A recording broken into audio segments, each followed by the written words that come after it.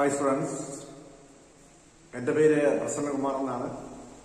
ഞാൻ ഈ കൊല്ലം ജില്ലയിലെ പലൂർ എന്ന് പറയുന്ന സ്ഥലത്താണ് വരുന്നത്. ഞാനൊരു റിട്ടയർഡ് ഹയർ സെക്കൻഡറി അധ്യാപകൻ കൂടിയാണ്. ഇപ്പം ഈയിടെയായിട്ട് PSC എക്സാം അതുപോലെ CSEB എക്സാമിന് ആവശ്യമായ ടോപ്പിക്കുകൾ പല സെന്ററുകളിൽ പോയി ക്ലാസ് എടുക്കുകയാണ് ഞാൻ ചെയ്യുന്ന ജോലി. ഇപ്പോൾ അതിൻ്റെ ഒരു ഭാഗമായിട്ട് CSEB പരീക്ഷയ്ക്ക് ചോദിക്കാൻ സാധ്യതയുള്ള ടോപ്പിക്കായിട്ടുള്ള മാനേജ്മെന്റ് അക്കൗണ്ട്സുമായി ബന്ധപ്പെട്ട ഒരു ടോപ്പിക്കിൽ നിന്ന് ഒരു 3-4 ആസ്പെക്റ്റുകൾ ഞാൻ നിങ്ങളുടെ മുന്നിലേക്ക് പരിചയപ്പെടുത്തുകയാണ്. അപ്പോൾ എന്തൊക്കെയാണ് ആസ്പെക്ട് എന്ന് ചോദിച്ചു കഴിഞ്ഞാൽ അത് ഡെമോൺസ്ട്രേഷൻ ക്ലാസ് ആയിട്ട് നിങ്ങൾ കൂട്ടുക.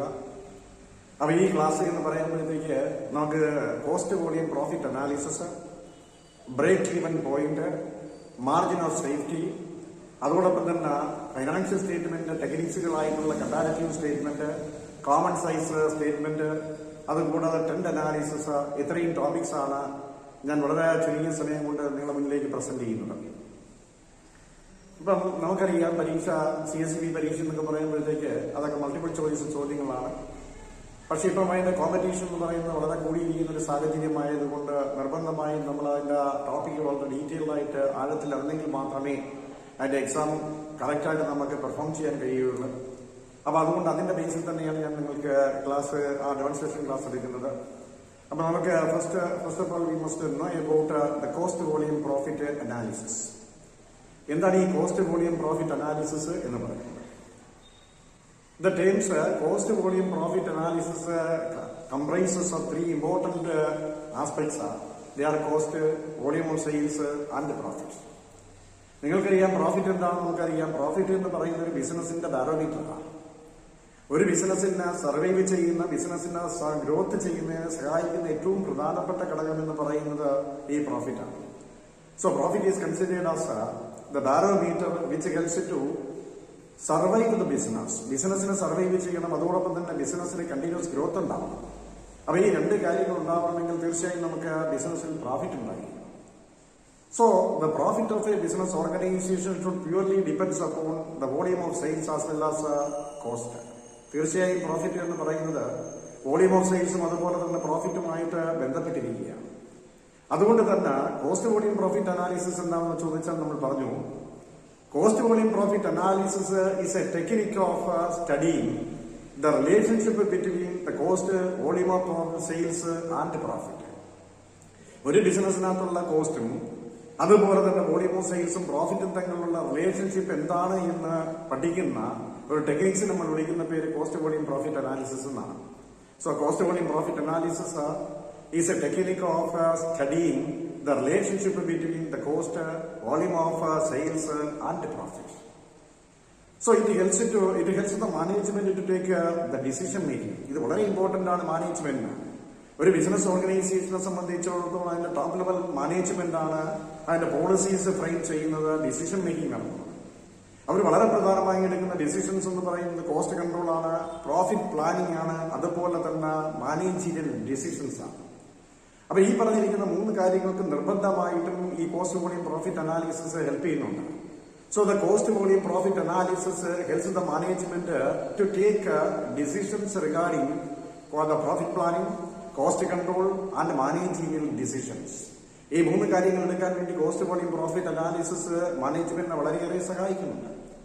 And also it helps the management to determine the amount of sales required to avoid losses. എത്ര എമൗണ്ട് ഓഫ് സെയിൽസ് നടത്തിയാലാണ് നമുക്ക് ലോസ് ഒന്നുമില്ലാതെ ബിസിനസിനെ സർവൈവ് ചെയ്യാൻ കഴിയുന്നത്. And to determine the sales team decide amount of profit. ഒരു ബിസിനസ്സിൽ എത്ര എമൗണ്ട് ഓഫ് പ്രോഫിറ്റ് നമുക്ക് കിട്ടണമെങ്കിൽ, അല്ലെങ്കിൽ നമ്മൾ തീരുമാനിച്ചു വെച്ചിരിക്കുന്ന പ്രോഫിറ്റ് കിട്ടണമെങ്കിൽ അവിടെ എത്ര സെയിൽസ് നമ്മൾ ഗെയിൻ ചെയ്യണം. So the most profitable sales mix ആണ്. ഏത് പ്രോഫിറ്റബിൾ മിക്സ് ആണ് നമ്മൾ അവിടെ പ്രോഫിറ്റബിൾ ആയിട്ട് യൂട്ടിലൈസ് ചെയ്യേണ്ടത്. അതുപോലെ തന്നെ ഒരു കമ്പോണന്റ് വാങ്ങുന്നതാണോ അതല്ലെങ്കിൽ മാനുഫാക്ചർ ചെയ്യുന്നതാണോ നമുക്ക് ലാഭകരം. ഒപ്പം തന്നെ whether to acquire a foreign market with lower cost. അപ്പൊ ഇതൊക്കെയാണ് മാനേജ്മെന്റിനെ സഹായിക്കുന്ന വളരെ പ്രധാനപ്പെട്ട ഘടകങ്ങൾ കോസ്റ്റ് വോളിയം പ്രോഫിറ്റ് അനാലിസിസ്. നമ്മൾ എന്താ പറഞ്ഞത്? So it mainly help the management take that profit planning, cost control and managerial decision. And the cost volume profit also helps the management to determine the amount of sales required to avoid losses, The sales to gain a desired amount of profit, the most profitable sales mix, whether to manufacture or buy a component, so whether to acquire a foreign market at a lower cost. അപ്പൊ ഇങ്ങനെയുള്ള decision making നടത്താൻ വേണ്ടി വളരെയേറെ സഹായിക്കുന്ന ഒരു analysis ആണ് ഈ പറഞ്ഞിരിക്കുന്ന കോസ്റ്റ് വോളിയം പ്രോഫിറ്റ് അനാലിസിസ് എന്ന് പറയുന്നത്. ഈ കോസ്റ്റ് വോളിയം പ്രോഫിറ്റ് അനാലിസിസ് കൂടാതെ പിന്നെയും മാനേജ്മെന്റിനെ സഹായിക്കുന്ന മറ്റൊരു ആസ്പെക്ട് ആണ് ബ്രേക്ക് ഈവൻ അനാലിസിസ് എന്ന് പറയുന്നത്. നമുക്കറിയാം ഈ അടുത്ത കാലത്തായിട്ട് ബ്രേക്ക് ഈവൻ അനാലിസിസ് വളരെ വൈഡായിട്ട് ഉപയോഗിക്കുന്ന ടെക്നിക്കാണ്. So the break-even analysis is a widely used technique to analyze the cost volume profit. ഒരു കോസ്റ്റ് വോളിയം പ്രോഫിറ്റ് അനാലിസിസ് നടത്താൻ വേണ്ടി വൈഡായിട്ട് ഉപയോഗിക്കുന്ന ഏറ്റവും പ്രധാനപ്പെട്ട മറ്റൊരു ആസ്പെക്ട് ആണ് ഈ ബ്രേക്ക് ഈവൻ അനാലിസിസ് എന്ന് പറയുന്നത്. അവരെന്താ ചെയ്യുന്നത്? they will do one thing, they will find out the break even point. അവരാദ്യം ചെയ്യുന്നത് break even point find out ചെയ്യുകയാണ്. അപ്പൊ എന്താണ് ഈ ബ്രേക്ക് ഈവൻ പോയിന്റ് എന്ന് പറയുന്നത്? Break even point is the point at which the total cost is equal to total revenue. Total കോസ്റ്റും total റവന്യൂയും ഈക്വൽ ആവുന്ന ഒരു പോയിന്റ് നമ്മൾ വിളിക്കുന്ന പേരാണ് ബ്രേക്ക് ഈവൻ പോയിന്റ് എന്ന് പറഞ്ഞാൽ അവിടെ പ്രോഫിറ്റും ഇല്ല ലോസും ഇല്ല, നോ പ്രോഫിറ്റും നോ ലോസ് കണ്ടീഷനാണ്. ഇതിനെ നമ്മൾ വിളിക്കുന്ന പേര് ഇക്വിലിബ്രിയം പോയിന്റ് എന്നാണ്. എന്ന് പറഞ്ഞാൽ അവിടെ പ്രോഫിറ്റും ഇല്ല ലോസും ഇല്ല. ഉദാഹരണത്തിന് ഒരു ബിസിനസ് ഓർഗനൈസേഷൻ എത്ര യൂണിറ്റ് ഉൽപ്പാദിപ്പിച്ചാലാണ് ലാഭവും നഷ്ടവും ഇല്ലാത്ത ഒരു പോയിന്റ് വരുന്നത്, അത് കണ്ടുപിടിക്കുന്നതിന് നമ്മൾ വിളിക്കുന്ന പേര് ബ്രേക്ക് ഈവൻ പോയിന്റ് എന്നാണ്. So break-even point is the point at which the total cost is equal to total revenue. Total costum total revenue തുല്യമാകുന്ന പീരീഡിനെ വിളിക്കുന്ന പേരാണ് ഈ ബ്രേക്ക് ഈവൻ പോയിന്റ്. ഈ ബ്രേക്ക് ഈവൻ പോയിന്റ് കണ്ടുപിടിച്ചുകൊണ്ടാണ് എന്ത് ചെയ്യുന്നത്? കോസ്റ്റ് വോളിയം പ്രോഫിറ്റ് അനാലിസിസ് നടത്തുന്നത് break even അനാലിസിസിന്. ഇവിടെ നമുക്ക് ഈ ബ്രേക്ക് ഈവൻ പോയിന്റ് ഇങ്ങനെ കണ്ടുപിടിക്കാമെന്ന് ചോദിച്ചു കഴിഞ്ഞാൽ ബ്രേക്ക് ഈവൻ പോയിന്റ് യൂണിറ്റിലും കണ്ടുപിടിക്കാം, സെയിൽസിലും കണ്ടുപിടിക്കാം. So break even point can be calculated in units. So ഈ ഫോർമുല, അതൊരു ഫോർമുല നമുക്കുണ്ട്. അതെന്താ ഫോർമുല എന്ന് ചോദിച്ചു കഴിഞ്ഞാൽ ഫിക്സഡ് കോസ്റ്റിന് ഈ കോൺട്രിബ്യൂഷൻ പെർ യൂണിറ്റ് കൊണ്ട് ഡിവൈഡ് ചെയ്യുക. അപ്പൊ ബ്രേക്ക് ഈവൻ പോയിന്റ് യൂണിറ്റ് കിട്ടണമെങ്കിൽ ഫിക്സഡ് കോസ്റ്റിന് കോൺട്രിബ്യൂഷൻ പെർ യൂണിറ്റ് കൊണ്ട് ഡിവൈഡ് ചെയ്യണം. എന്താ ഈ ഫിക്സഡ് കോസ്റ്റ് അറിയാം നമുക്ക്? സെയിൽസ് കൂടിയും അല്ലെങ്കിൽ ഔട്ട്പുട്ട് കൂടുന്നതിന് ആനുപാതികമായിട്ട് എക്സ്പെൻസ് വർദ്ധിക്കാതിരിക്കുകയാണെങ്കിൽ അതിനെ വിളിക്കുന്ന പേര് ഫിക്സഡ് കോസ്റ്റ് എന്നാണ്. എന്താ കോൺട്രിബ്യൂഷൻ എന്ന് പറയുന്നത്? Sales minus variable cost. ഇങ്ങനെ വോളിയം ഓഫ് ഔട്ട്പുട്ട് കൂടുന്നതിനനുസരിച്ച് ചേഞ്ച് ചെയ്യുന്ന കോസ്റ്റിനെ വിളിക്കുന്ന പേര് വേരിയബിൾ കോസ്റ്റ് എന്നാണ്.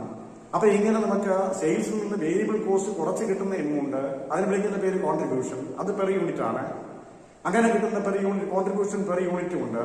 ഫിക്സഡ് കോസ്റ്റിനെ ഡിവൈഡ് ചെയ്താൽ ബ്രേക്ക് ഈവൻ പോയിന്റ് കിട്ടും. So break even point in unit is equal to fixed cost divided by contribution per unit.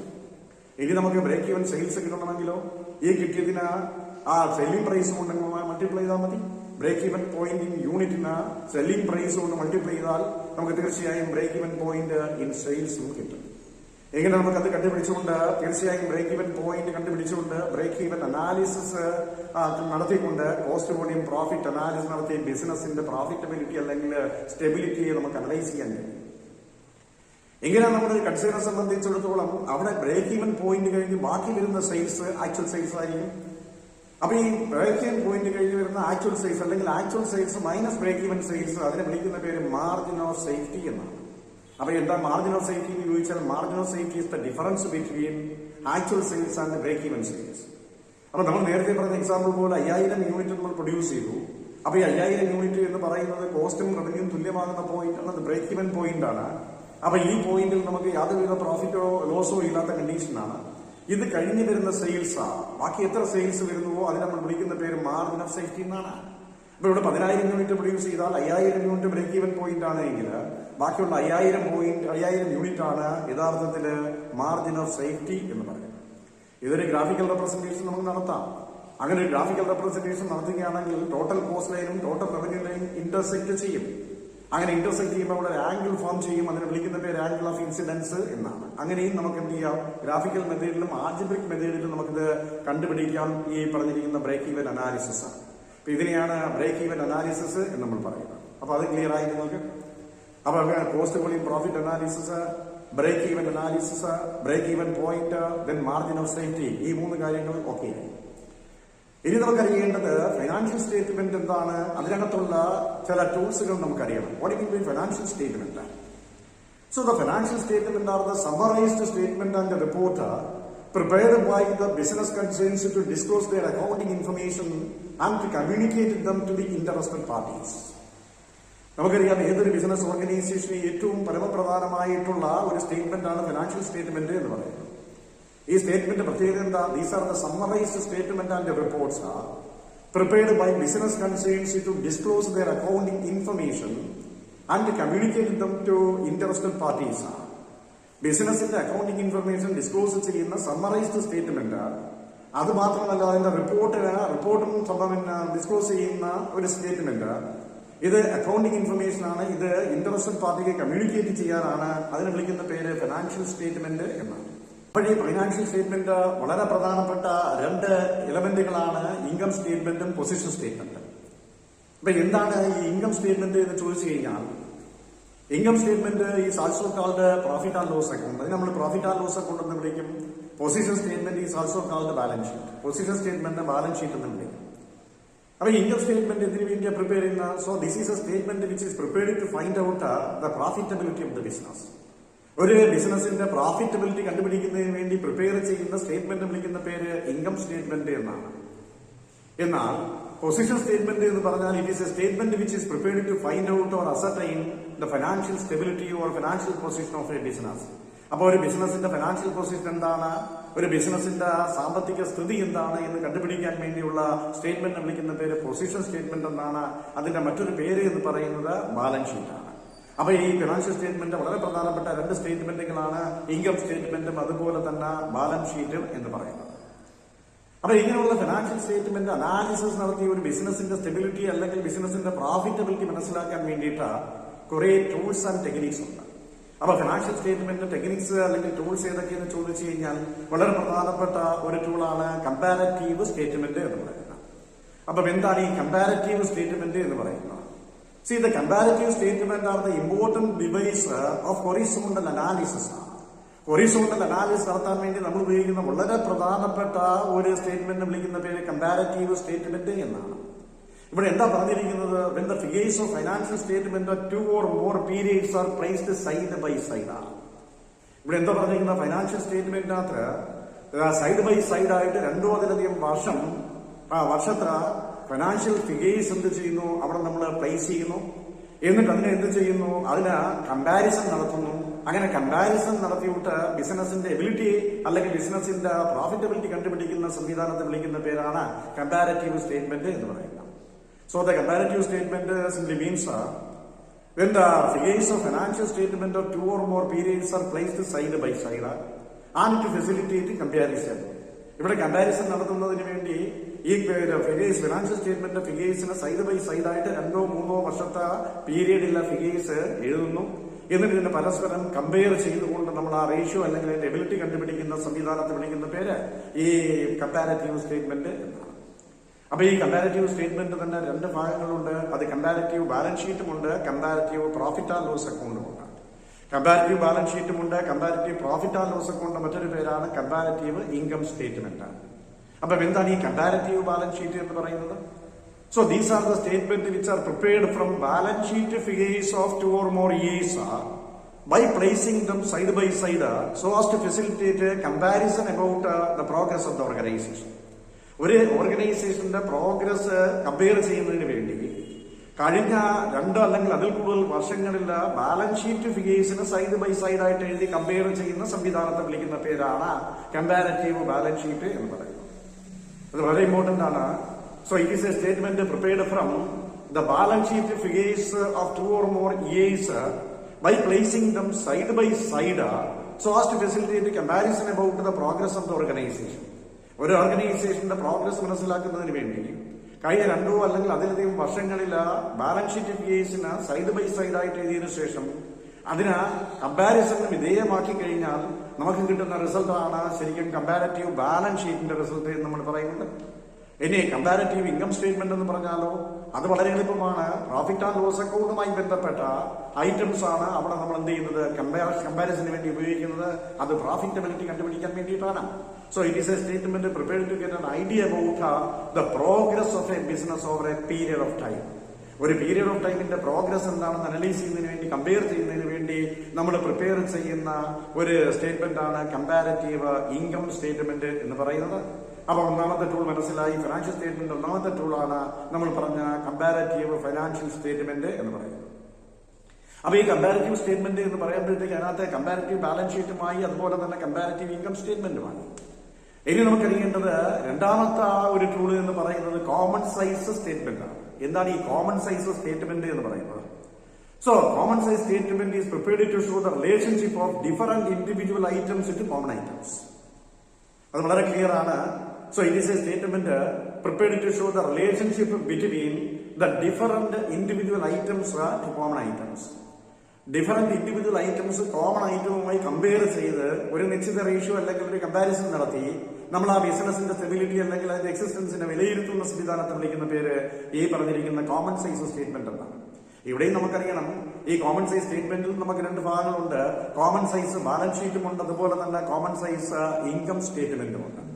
അപ്പൊ എന്താണ് ഈ കോമൺ സൈസ് ബാലൻസ് ഷീറ്റ് എന്ന് ചോദിച്ചാൽ a statement in which the balance sheet items are expressed as a percentage of each asset to the total assets, and the percentage of each liability to total liability is called the common size statement. ഇത്രയുള്ള സംഭവം.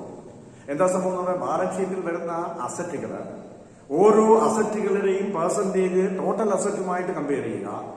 Balance sheet liability സൈഡിലുള്ള ഓരോ ലൈബിലിറ്റിയും എടുത്തിട്ട് total liability ആയിട്ട് compare ചെയ്തൊരു percentage കണ്ടുപിടിക്കുക. ആ percentage കണ്ടുപിടിച്ചുകൊണ്ട് നമ്മൾ ബിസിനസിന്റെ സ്റ്റെബിലിറ്റി മനസ്സിലാക്കുന്ന രീതി വിളിക്കുന്ന പേര് കോമൺ സൈസ് ബാലൻസ് ഷീറ്റ് എന്നാണ്. അപ്പൊ അവിടെ ഉപയോഗിക്കുന്നത് ബാലൻസ് ഷീറ്റിലെ ഇൻഡിവിജ്വൽ ഐറ്റം ആയിട്ടുള്ള അസറ്റും ലൈബിലിറ്റീസും ടോട്ടൽ അസറ്റും ടോട്ടൽ ലൈബിലിറ്റി ആയിട്ട് കമ്പയർ ചെയ്തുകൊണ്ടാണ് common size balance sheet prepare ചെയ്യുന്നത്. എന്നാൽ കോമൺ സൈസ് ഇൻകം സ്റ്റേറ്റ്മെന്റ് എന്ന് പറഞ്ഞാൽ so it is a statement prepared to each item of expense is shown on the percentage of the total revenue or sales. ഇവിടെ എന്താ ചെയ്തേക്കുന്ന, profit and loss അക്കൗണ്ടിൽ വരുന്ന ഓരോ എക്സ്പെൻസുകളും ടോട്ടൽ റവന്യൂ അല്ലെങ്കിൽ total സെയിൽസുമായിട്ടുള്ള പെർസെന്റേജുമായിട്ട് ബന്ധപ്പെടുത്തി അതിന്റെ റിലേഷൻ എസ്റ്റാബ്ലിഷ് ചെയ്തുകൊണ്ട് അതിന്റെ പ്രോഫിറ്റബിലിറ്റി കണ്ടുപിടിക്കുന്ന സംവിധാനത്തിൽ നമ്മൾ വിളിക്കുന്ന പേര് ഈ ഇൻകം സ്റ്റേറ്റ്മെന്റ് എന്നാണ്. ഇതാണ് കോമൺ സൈസ് സ്റ്റേറ്റ്മെന്റ് എന്ന് പറയുന്നത്. അപ്പൊ രണ്ട് ടൂളുകൾ നമ്മൾ പഠിച്ചു. ഇനി മൂന്നാമത്തെ ഒരു ടൂൾ എന്ന് പറയുന്നത് ട്രെൻഡ് റേഷ്യോ ആണ്. അപ്പൊ ട്രെൻഡ് നമുക്കറിയാം, ട്രെൻഡിങ് അല്ലേ, എല്ലാത്തിനും ഒരു ട്രെൻഡ് ഉണ്ട്. അപ്പൊ കഴിഞ്ഞ കുറെ കാലങ്ങളായിട്ട് ബിസിനസിന്റെ വളർച്ച നിരക്ക് നമ്മൾ നോക്കുക, ട്രെൻഡ് നോക്കുക, ആ ട്രെൻഡ് എങ്ങോട്ട് പോകുന്നു എന്ന് നോക്കിക്കൊണ്ടാണ് ബിസിനസ് നമ്മൾ അനലൈസ് ചെയ്യുന്നത്.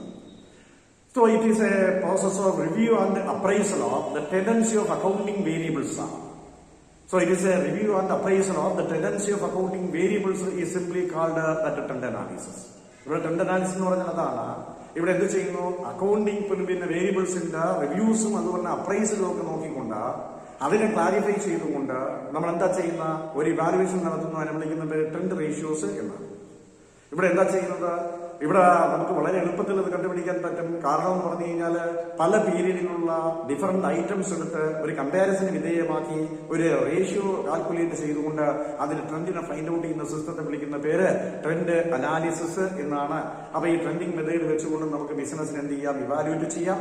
അങ്ങനെ ഫിനാൻഷ്യൽ സ്റ്റേറ്റ്മെന്റ് അനാലിസിസിന് ഇവാലുവേറ്റ് ചെയ്യാൻ വേണ്ടി അല്ലെങ്കിൽ അതിന് അനാലിസിസ് നടത്തി ബിസിനസിന്റെ ആ പ്രോഫിറ്റബിലിറ്റി അല്ലെങ്കിൽ സ്റ്റെബിലിറ്റി കണ്ടുപിടിക്കാൻ വേണ്ടി നമ്മൾ ഉപയോഗിക്കുന്ന വളരെ പ്രധാനപ്പെട്ട ടെക്നിക്കുകൾ അല്ലെങ്കിൽ ടൂളുകളാണ് കോമൺ സൈസ് സ്റ്റേറ്റ്മെന്റ്, അതുപോലെ കമ്പാരിറ്റീവ് സ്റ്റേറ്റ്മെന്റ്, അതുപോലെ ട്രെൻഡ് അനാലിസിസ്. അപ്പൊ ഇങ്ങനെയുള്ള ഈ ഒരു ചെറിയ ടോപ്പിക്ക് ഞാൻ നിങ്ങൾക്ക് ഒരു കുറച്ച് സമയം കൊണ്ട് ഒന്ന് പ്രസന്റ് ചെയ്യുകയാണ്. നമ്മൾ ഈ ടോപ്പിക്ക് ഇവിടെ അവസാനിക്കുകയാണ്. അപ്പോൾ ഇത് നിങ്ങൾക്ക് ഇഷ്ടപ്പെടുമെന്ന് ഞാൻ വിശ്വസിക്കുകയാണ്. താങ്ക്സ്.